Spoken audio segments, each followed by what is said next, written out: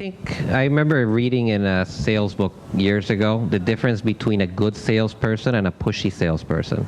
And the difference is this: both of them push you, but the good salesperson truly thinks that he's bringing something to you that's going to make you be better off.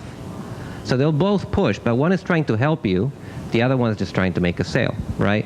So when it comes to online experiences, I think it kind of maps in some ways in that, you know, a user experience that doesn't really understand who I am, what my needs are, where, you know, what my profile is, that doesn't understand its customers and how they're segmented, and what the right moment to give them the right messages is probably going to seem annoying, even if they vary their brand to make it more interesting, right? If I go and browse, say, I don't know, as a matter of example, on a camera website, and I'm looking at tripods, right? Then for me to keep getting 5 emails a day about camera specials is going to be annoying.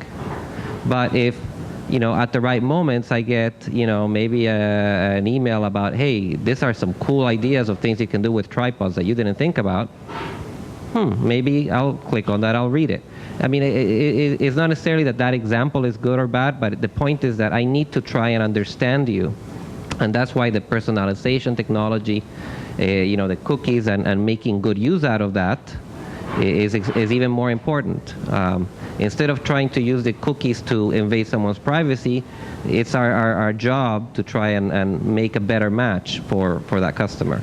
Can I add to that? Yeah, one more thing. Let's wrap up. I think that example that you just gave, Diego, about the tripod is really interesting. Instead of pushing that message out and just bombarding your inbox, I would buy that tripod if you explained to me how to use it and you did it with video and words and images. And so the more I know, the more I can make a decision if it's right for me. So I'm not being marketed to, I don't think. Just tell me how to use your product. Any final thoughts, Chris? Yeah, to your point, I think that Nest is probably the best example of what you just described I've ever seen. I actually bought one of the Nest products for my parents for Christmas last year.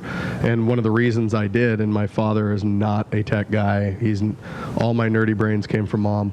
And I was actually worried about, could my dad actually figure it out? And by going in and looking through all of their online video experience, I was like, oh, okay, yeah, Dad can actually figure that out. And it gave me a much more of a feeling like I was connected to that product, and then I truly understood what it was a lot more than just simply reading about what it was. Great case study.